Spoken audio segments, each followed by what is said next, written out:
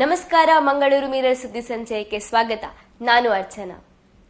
ತಡೆಗೋಡೆ ಕಾಮಗಾರಿ ವೇಳೆ ಬರೆ ಕುಸಿದ ಪರಿಣಾಮ 3 ಕಾರ್ಮಿಕರು ಮಣ್ಣಿನಡಿ ಸಿಲುಕಿ ಸಾವನ್ನಪ್ಪಿದ ಘಟನೆ ಸುಳ್ಯದ ಗಾಂಧಿನಗರ ಬಳಿ ನಡೆದಿದೆ.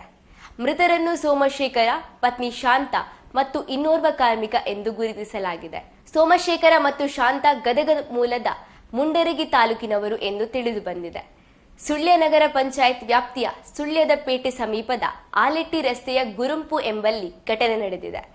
ಖಾಸಗಿ ವ್ಯಕ್ತಿಯೋರ್ವರು ತಮ್ಮ ಮನೆ ಹಿಂಭಾಗದಲ್ಲಿ ತಡೆಗೋಡೆ ನಿರ್ಮಾಣಕ್ಕೆ ಪಿಲ್ಲರ್ ಕಾಮಗಾರಿ ನಡೆಸುತ್ತಿದ್ದರು. ಕಾರ್ಮಿಕರು ಇಂದು ಕೆಲಸ ನಿರ್ವಹಿಸುವ ವೇಳೆ ಒಮ್ಮೆಲೆ ಮಣ್ಣು ಕುಸಿದು ಬಿದ್ದಿದೆ. ಘಟನೆ ವೇಳೆ 7 ಮಂದಿ ಸ್ಥಳದಲ್ಲಿದ್ದು 4 ಓಡಿ ಪಾರಾಗಿದ್ದು 3 ಮಣ್ಣಿನಡಿ ಸಿಲುಕಿದ್ದರು. ಘಟನೆ ನಡೆದ ಕೂಡಲೇ ಜೆಸಿಬಿ ಮೂಲಕ ಮಣ್ಣಿನಡಿ ಸಿಲುಕಿದ್ದವರನ್ನು ಹೊರತೆಗೆಯಲು ಕಾರ್ಯಾಚರಣೆ ಆರಂಭಿಸಲಾಗಿದ್ದು, ಮಣ್ಣಿನಡಿ ಸಿಲುಕಿದವರನ್ನು ಹೊರತೆಗೆಯುವ ವೇಳೆಗೆ 3 ಮೃತಪಟ್ಟಿದ್ದರು ಎನ್ನಲಾಗಿದೆ.